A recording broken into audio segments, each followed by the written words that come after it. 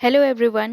I know it's been a while since I uploaded any video due to some health issues. So in today's video we will study about the historical background of the Soviet Union. अब इसमें हम ये chapter actually आपका cold war chapter है but उसके लिए उसे समझने के लिए आपको सोवियत यूनियन या यूएसएसआर जिसे कहते हैं उसका बैकग्राउंड जानना ज़रूरी है. So let's study the background of Russian revolution. तो 1917 से 1923 तक हुआ रशियन रेवोल्यूशन, जिसके बारे में आपने हिस्ट्री क्लास 11th के चैप्टर में पढ़ा होगा.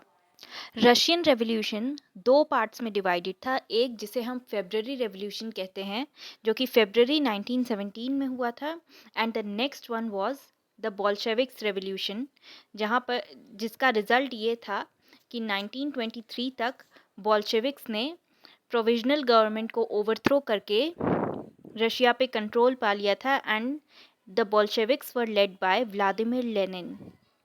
अब इसमें क्या हुआ कि इसके बाद Russia became the first socialist state.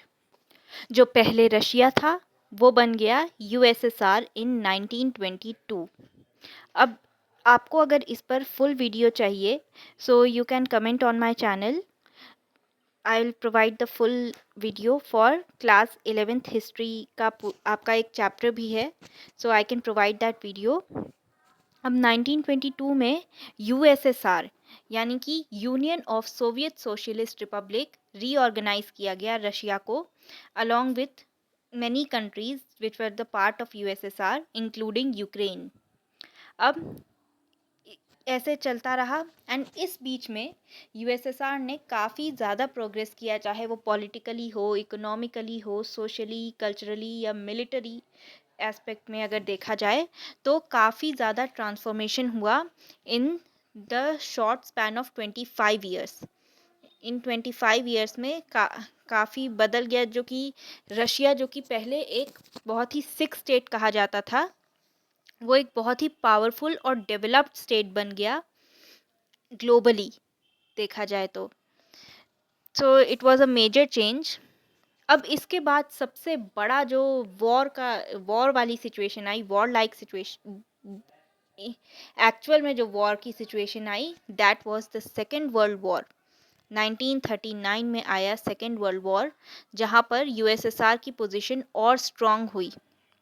1941 में रशिया ने या यूएसएसआर कह लीजिए, यूएसएसआर ने वॉर ज्वाइन किया against the axis power. Allies की साइड था. आपको पता होगा कि Russia was with USSR was with the allies, और and they were against Hitler. तो हिटलर की डिफीट में, जर्मनी की डिफीट में रशिया का, यूएसएसआर का बहुत बड़ा रोल था, बहुत ही मेजर रोल था. अब कोल्ड वॉर में हम पढ़ेंगे कि कैसे वर्ल्ड वॉर 2 के बाद रशिया, यूएसएसआर और यूएसए दो बड़ी सुपर पावर्स बन के इमर्ज होती हैं. अब फिर इससे वर्ल्ड दो पार्ट्स में डिवाइड हो जाती है. एक बाइपोलर वर्ल्ड फॉर्म होती है, that is the communist bloc of USSR and the capitalist block of USA. और इसके बाद शुरू होता है कोल्ड वॉर, दोनों कंट्रीज के बीच में कोल्ड वॉर. इस वॉर के बाद यूएसएसआर ने, वर्ल्ड वॉर के बाद यूएसएसआर ने डिसाइड किया कि सोशलिस्ट रिजाइम जो है उसे और ज़्यादा बढ़ाया जाए. तो यूएसएसआर ने यूरोपियन स्टेट्स को सोशलिस्ट रिजाइम्स में ट्रांसफ़र करने का सोचा, and Poland, east Germany, Czechoslovakia, Albania जैसे कई सारे कंट्रीज़ को सोशलिस्ट बनाने में, सोशलिज्म में ट्रांसफॉर्म करने में यूएसएसआर वाज सक्सेसफुल. अब ये सारे जो स्टेट्स थे ये सोवियत लीडरशिप के अंडर आ जाते हैं. अब and they also enter a Warsaw pact, जिसके बारे में हम आगे पढ़ेंगे. कोल्ड वॉर का पूरा चैप्टर हम करेंगे तो उसके बारे में हम आगे पढ़ेंगे. Coming back to the cold war, तो ये बिना किसी वेपन्स का आइडियोलॉजिकल कॉन्फ्लिक्ट से रिलेटेड वॉर काफ़ी टाइम तक चलता रहा. 1947 से लेके 90s तक चलता रहा ये कोल्ड वॉर, बट 1962 में इसकी सिचुएशन एक ऐसा इंसिडेंट हुआ कि सिचुएशन हॉट वॉर में कन्वर्ट होने वाली थी। ऐसा डेंजरस सिचुएशन ऑलमोस्ट इमर्ज हो चुकी थी, बट ऐसा हुआ नहीं। अब 1970 से लेके अब इस बीच 1970s का जो डेकेड था, उसमें दोनों कंट्रीज़ ने, यूएसए और यूएसएसआर ने कोशिश करी कि ये कोल्ड वॉर को थोड़ा कम किया जाए, टेंशन्स को थोड़ा कम किया जाए, नॉर्मल रिलेशन मेंटेन करी जा सके। ऐसे एफर्ट्स लगाए गए by both USA and USSR. अब ये जो अटेम्प्ट है, इसको डिटोंटे कहते हैं। बट अगेन सिचुएशन बिगड़ गई, but this was only for a few years after that. 80s के डेकेड में ये सिर्फ कुछ साल तक रहा।